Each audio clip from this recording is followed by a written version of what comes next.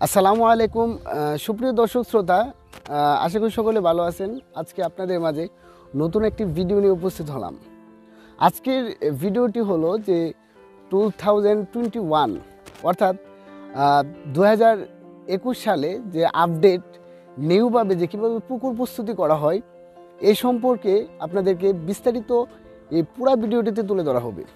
তো আসলেই সত্যি কথা বলতে যে পুকুর প্রস্তুতি অর্থাৎ মাছ চাষে লাভবান হওয়ার জন্য বা সফলতা হওয়ার জন্য আপনার মোস্ট ইম্পর্ট্যান্ট যেই কথাটা হলো যে আপনাদের পুকুর কীভাবে প্রস্তুতি করতে হয় অর্থাৎ কোন প্রিপারেশান।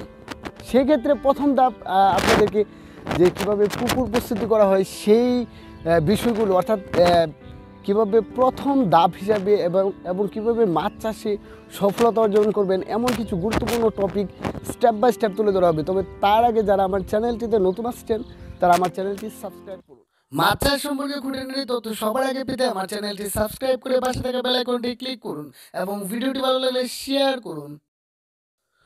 2021 সালে নতুন পদ্ধতিতে বিজ্ঞানভিত্তিক কলাকৌশল অবলম্বন করে রেণুপোনা মাছ চাষে সফলতা পেতে প্রথমে আপনাদের পুকুর প্রস্তুতি বা পুকুর খনন করতে হবে।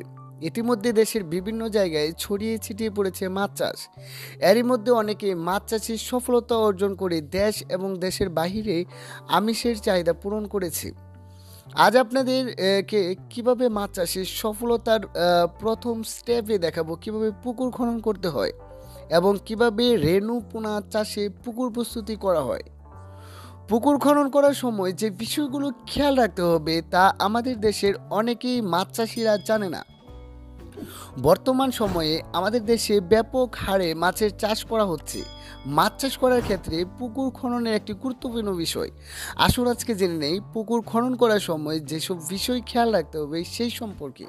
মাছ চাষের ক্ষেত্রে পুকুর খননে যেসব বিষয়গুলো খেয়াল রাখতে হবে তার মধ্যে স্টেপ নাম্বার 1 হলো মাছ চাষের জন্য পুকুরের মাটির গুণাগুণ একটি গুরুত্বপূর্ণ বিষয়। পুকুর খনন করার সময় দোআঁশ বা পলি দোআঁশ বা এঁটেল দোআঁশ বা বেলে দোআঁশ মাটি বেশি উপযোগী। স্টেপ 2 হলো মাছ চাষের জন্য পুকুর খনন করার সময় পুকুরের গভীরতা যাতে 1.5 থেকে 2 মিটার হয় বা 4.5 থেকে 6 ফুট পানি থাকতে পারে সেই সব পরিকল্পনাভাবে পুকুরের মাটি খনন করতে হবে।